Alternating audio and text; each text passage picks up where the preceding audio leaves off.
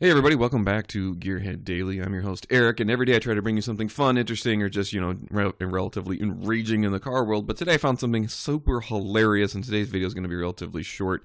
But it was just too good not to share because I am a fan of a prank, and I love pranks. And if you love pranks, make sure you hit subscribe down below. If you already haven't, comment with your good prank. But I want to show you a really good prank here performed by a mechanic that you see in front of us. I'll show you the video in just a second. But the keys, in my opinion, to a good, effective prank are many. And usually the key is you're non-destructive, you're not hurting anybody or any property. You're just adding either to confusion or just kind of giving somebody a goof, and at the very end you reveal that, oh, just kidding, everything is just fine as is. But you're not doing anything mean. You're not, personally attacking somebody, or you're not hurting them, or, I've never been a fan of, like, messy ones, too, like a pie to the face. I never thought that was funny. But something that's going to cause a massive amount of inconvenience, like filling their cubicle full of packing peanuts. Yeah, they'd be finding packing peanuts for the rest of their life. But not putting things like glitter in the air vent of their car, because that's destructive, because you'll never get rid of that, and that's not really funny, in my opinion.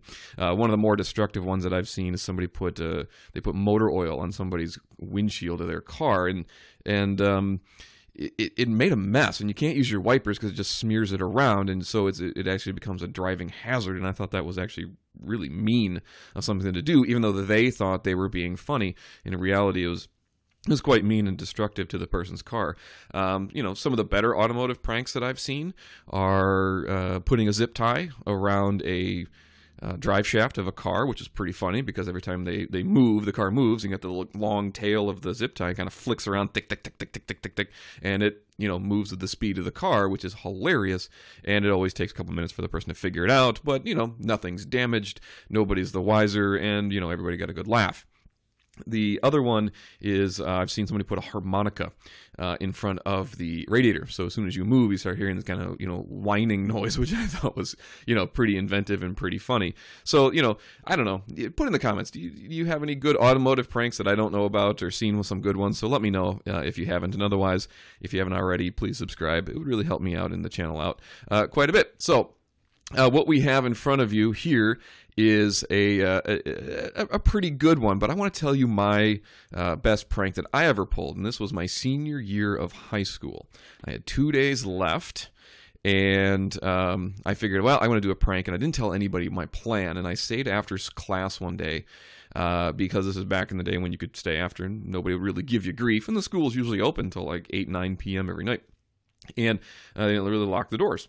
And what had happened is we had French class, which is I was in, and then we had Spanish class right next to each other. And what each room was is they were decorated with Spanish sayings and hola and bonjour and things like that, and tons of posters and like writings and people's artwork and stuff like that. So I stayed after class. I took down all the French stuff and took down all the Spanish stuff, and you can kind of see where this is going. This is my one true Andy Kaufman moment where I was going to cause some confusion, but in the end, nobody was really hurt. I took the two and I swapped them. So it took me like 3 hours to do this, but I ended up swapping all the French stuff for all the Spanish stuff and all the Spanish stuff for the French stuff. So when people would walk in expecting to see all the standard French things, they would think, oh, I walked into the wrong room, realizing that they actually had walked into the right room, and caused, just some confusion in general, which I think is, I had a great laugh about it. And the best part was I put on the whiteboard, in big bold letters, love fourth hour. I was in sixth hour. And it came to me later that the fourth hour French and Spanish teacher had a very long discussion about respect and respecting the room and all sorts of other things to their fourth hour. And it got back to me later because I had a friend who was in the French class prior to me in fourth hour. And he goes, oh, Madam Albertson really gave it to us. Somebody, switched all the rooms around, and she yelled at us for like 20 minutes. And I'm laughing like an idiot. And he's like, why is that funny? I said, because I'm the one who did it, and I'm in sixth hour. So he ended up getting the flag for it. So, in the end, nobody was hurt. There was 2 days left. They weren't going to spend the time to swap it around again. So the last 2 days, everybody had to pretend like they were in Spanish or French class. The opposite, which, again, harmless prank, didn't really hurt anybody. So in this case, if you've ever rebuilt a motor or done anything to your car, it's always, the first turn of the key is a little, there's some trepidation there because you want to make sure everything works right. And then, if it doesn't work, then you got some more work to do. But, this guy had just reinstalled looks probably a refurbished engine into a Econoline E350 van, and of course, a man's apparently name is Anthony.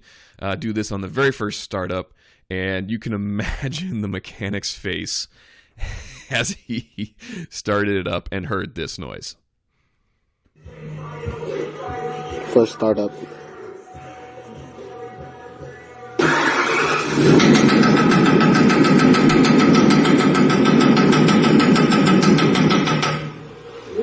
What the heck?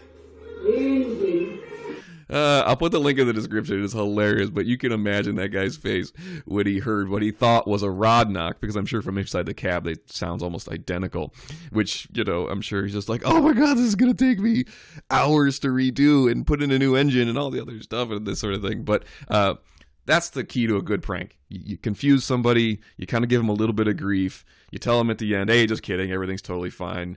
And that's the key to a good prank. So anyway, let me know. What are some of the good pranks you've seen? Post the videos down below if you have them, and I'll post this one. And yeah, have a good day. This is a great one. See you guys.